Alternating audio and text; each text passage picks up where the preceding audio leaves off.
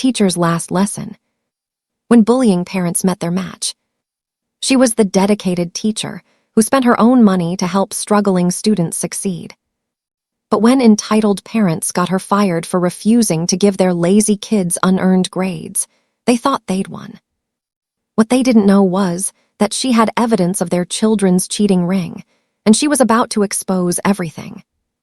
Welcome back to Consequences & Co., where entitled parents always underestimate the wrong teacher and academic fraud comes with the steepest consequences.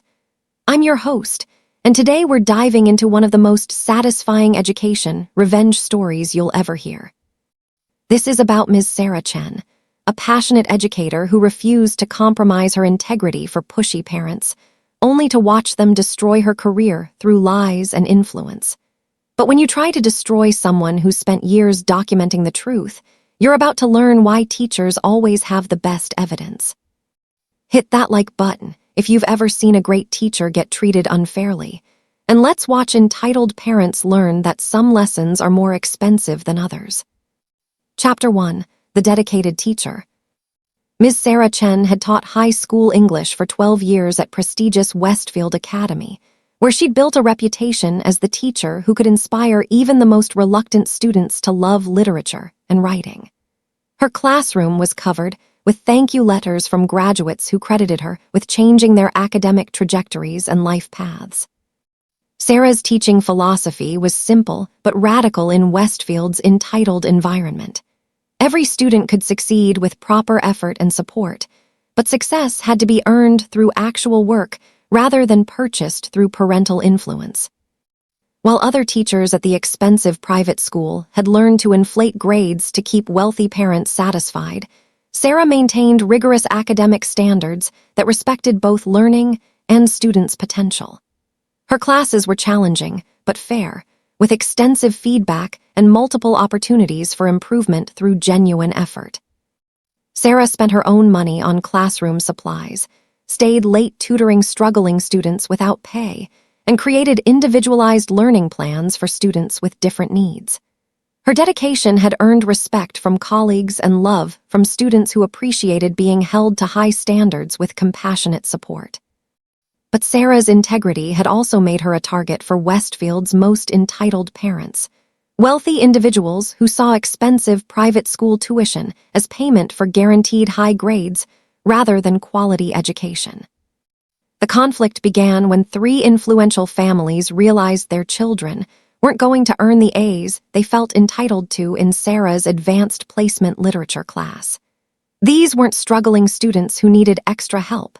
They were lazy teenagers whose parents had always solved their problems with money and influence. The parents were Robert Blackwood, hedge fund manager, Patricia Stevens, real estate mogul, and Michael Torres, corporate lawyer, people accustomed to getting their way through wealth, connections, and intimidation. When their children complained about Sarah's unfair expectations of actual reading and thoughtful writing, these parents decided that the problem wasn't their kids' work ethic. It was their teachers' unwillingness to recognize their children's natural brilliance. What they didn't realize was that Sarah had been documenting everything, and their children had been systematically cheating in ways that would shock even experienced educators. If you've ever had a teacher who actually cared about your education, hit that like button and let me know in the comments about educators who made a difference in your life. Make sure you're subscribed because these entitled parents are about to make the biggest mistake of their lives. Chapter 2. The Cheating Ring. Sarah discovered the cheating ring by accident while grading essays about The Great Gatsby. 3 papers submitted by the Blackwood, Stevens, and Torres children contained identical analysis paragraphs with the same unusual phrasing and a shared factual error about the novel's publication date. Further investigation revealed a sophisticated operation. The students were purchasing essays from online services, sharing completed assignments through group chats, and coordinating their cheating to avoid detection by using slightly different formatting and fonts. But their system had fatal flaws that Sarah's experience allowed her to identify. The purchased essays contained analysis that exceeded the students' demonstrated abilities, referenced editions of texts not used in class, and included literary terminology these students had never used correctly in their own work. Sarah began documenting everything meticulously. She saved screenshots of the students' social media posts bragging about easy A's and beating the system. She preserved digital copies of their submitted work alongside evidence of the original sources they'd plagiarized. Most damaging of all, Sarah discovered that the parents knew about and were funding their children's academic fraud.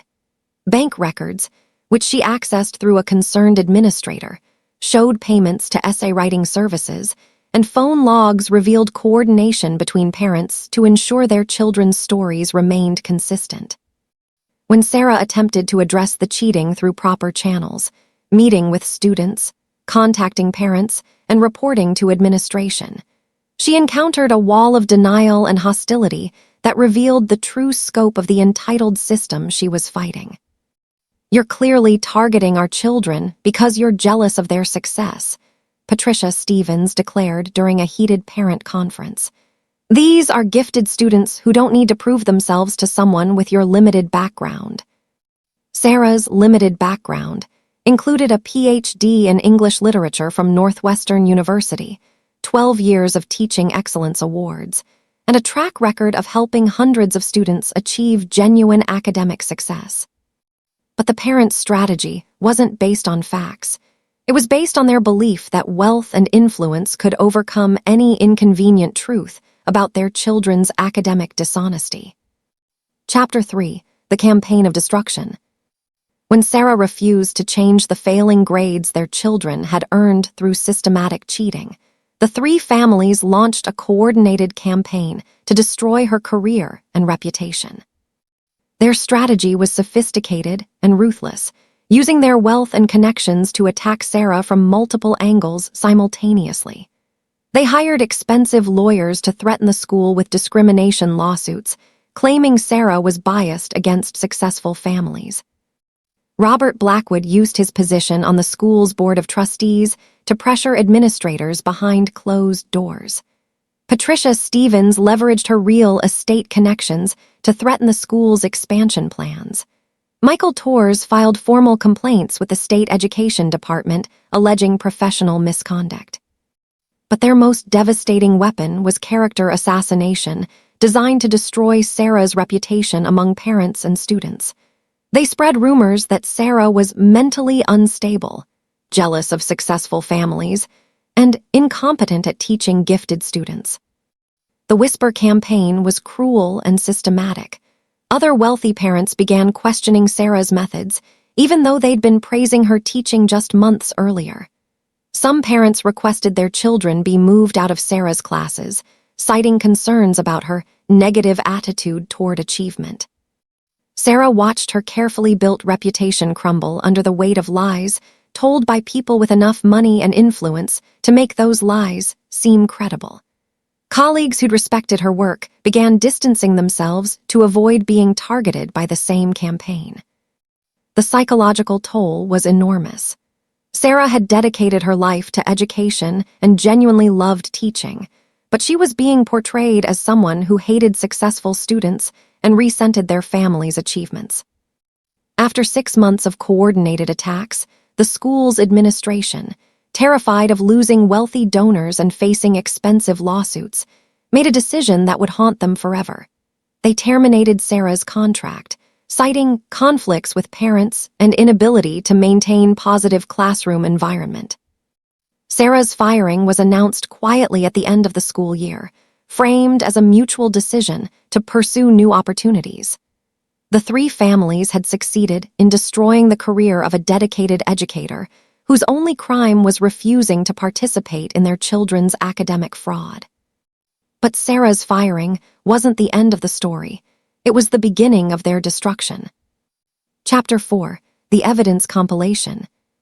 Sarah's termination gave her something the entitled parents hadn't expected: unlimited time to organize the evidence of their children's systematic academic fraud and their own campaign of harassment and intimidation. During her 12 years at Westfield Academy, Sarah had been meticulously documenting student work, parent interactions, and administrative decisions. Her records included detailed evidence of the cheating ring that went far beyond the initial plagiarized essays. Sarah discovered that the fraud extended to standardized tests, college applications, and even athletic achievements. The students had used their parents' money to hire test-taking services for SATs, purchase fake community service records for college applications, and bribe coaches for sports recommendations they hadn't earned. But Sarah's most devastating evidence was the paper trail showing parental involvement in the fraud. Bank records, email communications, and recorded phone calls, legal in her state, revealed that Robert, Patricia, and Michael had been actively coordinating and funding their children's dishonesty for years. The parents had created a systematic network of corruption that extended beyond academics into college admissions fraud that violated federal laws. Their children weren't just cheating in high school, they were being prepared for fraudulent college admissions that would give them degrees they hadn't earned. Sarah also had detailed documentation of the harassment campaign against her, including recorded threats, defamatory statements to other parents, and evidence that the three families had coordinated their legal and social attacks. But Sarah's most powerful weapon was her connection to Dr. Jennifer Walsh, her former graduate school advisor who now worked as an investigator for the Department of Education's Academic Fraud Division. "Sarah, what you've documented here isn't just cheating," Dr. Walsh said after reviewing the evidence. "This is systematic fraud that violates multiple federal laws. These parents have created a criminal enterprise." With Dr. Walsh's guidance, Sarah began preparing a case that would expose not just the cheating ring, but the entire culture of corruption at Westfield Academy that allowed wealthy parents to purchase their children's academic achievements. This is where Sarah's documentation becomes a weapon. If you're here for this level of academic justice, smash that subscribe button and let me know in the comments about cheating you've witnessed in schools. Chapter 5: The Federal Investigation. Sarah's evidence was so comprehensive that it triggered immediate investigations by multiple federal and state agencies. The Department of Education launched a formal inquiry into academic fraud. The FBI opened a case investigating college admissions bribery. The IRS began auditing the families for potential tax fraud related to payments for illegal services. The investigation revealed that the Blackwood, Stevens, and Torres families were part of a much larger network of wealthy parents who'd been systematically corrupting educational institutions across the state. Their children's fraud was connected to similar schemes at multiple private schools and universities. Federal investigators were particularly interested in the parents' coordination of Sarah's firing, which constituted witness intimidation and obstruction of justice. The campaign to destroy her career had been designed to prevent her from reporting their children's crimes, making it a federal offense. But the most shocking discovery was the scale of the academic fraud. The three families had spent over $500,000 in the past 3 years purchasing fake grades, test scores, athletic achievements, and college admissions assistance. Their children had never earned a single academic accomplishment legitimately. The investigation also revealed that Westfield Academy's administration had been aware of the systematic cheating, but had chosen to ignore it to protect their relationships with wealthy donors. Several administrators faced their own criminal charges for enabling academic fraud. Media coverage of the case was devastating for all involved. Headlines like "Wealthy Parents Destroy Teacher's Career to Hide Children's Cheating" and "Private School Fraud Ring Exposed by Fired Educator" dominated local and national news. The contrast between Sarah's dedication to education and the parents' corruption was stark and compelling. Journalists interviewed former students who praised Sarah's teaching while documenting the entitled behavior of the families who destroyed her career. But the legal consequences were just beginning. Federal prosecutors had evidence of crimes that carried serious prison sentences and financial penalties that would destroy the family's wealth and social standing. Chapter 6: The Trials and Consequences. The criminal trials of the three families became a national sensation, highlighting the extreme lengths wealthy parents would go to ensure their children's unearned success.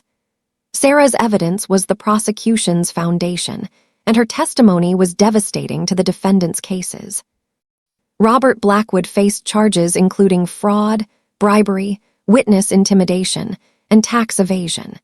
His hedge fund lost major clients once his criminal behavior became public, and his business collapsed within months of his arrest. Patricia Stevens was charged with similar crimes, plus money laundering related to the payments she'd made for fraudulent services. Her real estate empire crumbled as clients and partners distanced themselves from the scandal. Michael Torres faced the additional charge of using his legal practice to facilitate the fraud scheme.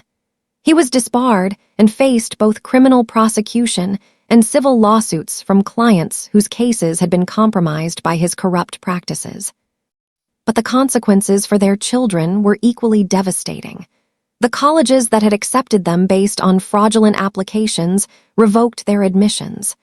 Academic achievements they'd claimed were exposed as fake, destroying their reputations permanently.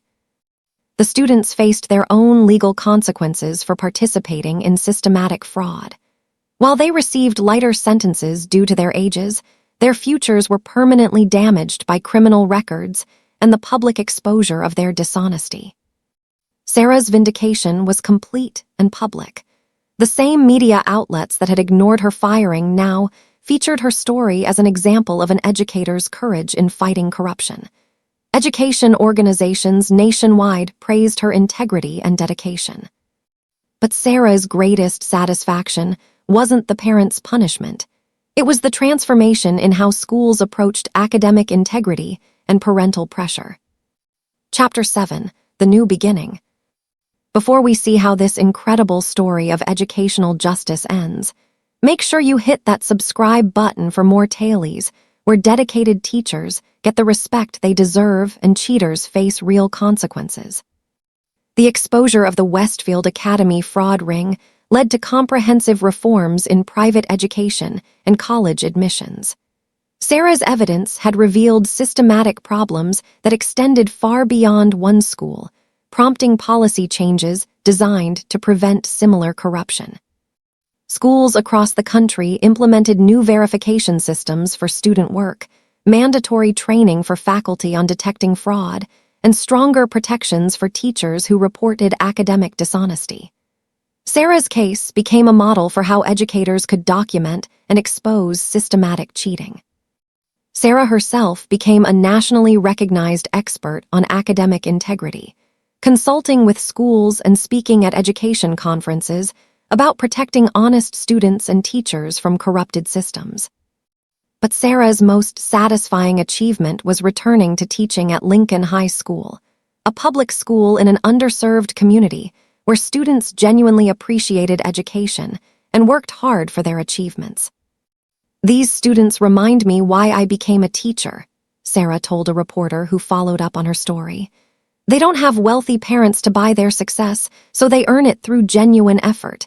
Teaching here is a privilege." Sarah's new students achieved remarkable success through actual learning and hard work. Her AP Literature class had a 96% pass rate, and her students earned college scholarships based on legitimate achievements rather than purchased credentials. The three families who tried to destroy Sarah's career were serving prison sentences ranging from 2 to 5 years. Their children were attending community colleges under assumed names, trying to rebuild their lives after the public exposure of their systematic dishonesty.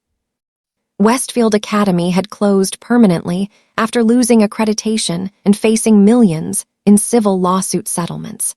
The building was converted into a public community center, ironically serving the diverse population the private school had never welcomed. Sarah's story had inspired hundreds of teachers to stand up against parental pressure and academic corruption. Her documentation methods were taught in education programs as essential skills for protecting both academic integrity and teachers' careers. Epilogue: Lessons learned. 5 years after the Westfield Academy scandal, destroyed 3 wealthy families and transformed education policy nationwide. Sarah Chen stood before a packed auditorium at the National Education Association's annual conference, receiving their highest honor for courage in teaching. "Education is not a commodity to be purchased," Sarah told the cheering audience of educators. "It's a process that requires effort, integrity, and respect for learning itself. When we allow wealth to replace work, we betray every student who achieves success honestly." The 3 families who tried to destroy Sarah's career had learned expensive lessons about the cost of corruption. Robert Blackwood was working as a financial advisor after his release from prison, earning a fraction of his former income. Patricia Stevens had lost her real estate empire and was struggling to rebuild her reputation. Michael Torres had never recovered from his disbarment and worked as a paralegal. Their children had eventually found their way to legitimate success through actual effort, something their parents' money had never taught them to value. The experience of facing consequences for dishonesty had ultimately been more educational than years of purchased grades. Sarah's impact on education extended far beyond exposing one cheating ring. Her case had inspired policy changes that protected academic integrity nationwide and gave teachers tools to resist corruption without sacrificing their careers. But perhaps Sarah's greatest legacy was proving that dedicated educators could fight back against entitled parents and corrupt systems, and win. Her story had empowered thousands of teachers to maintain their standards despite pressure from wealthy families. The woman who'd been fired for refusing to participate in fraud had become a national symbol of educational integrity. The parents who thought they could destroy her career had instead elevated her to prominence while destroying themselves. Sometimes the most important lesson isn't found in textbooks. It's learned when corrupt people discover that some teachers keep meticulous records, have powerful allies, and refuse to let injustice go unpunished.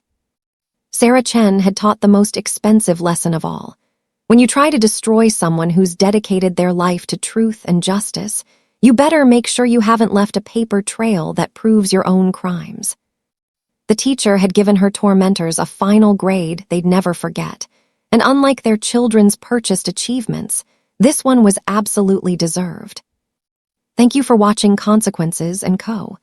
This story of educational integrity and systematic revenge shows us that dedicated teachers who fight for what's right will always triumph over corrupt parents who try to buy their children's success. If Sarah's courage in standing up to entitled families inspired you, smash that like button and let me know in the comments about teachers who made a difference in your life. Subscribe for more incredible tales where academic fraud meets its match and educators get the respect they deserve. Remember, real education can't be purchased, genuine achievement can't be faked, and teachers who document everything always have the last word. Subscribe now for more stories where integrity wins and cheaters learn the most expensive lessons.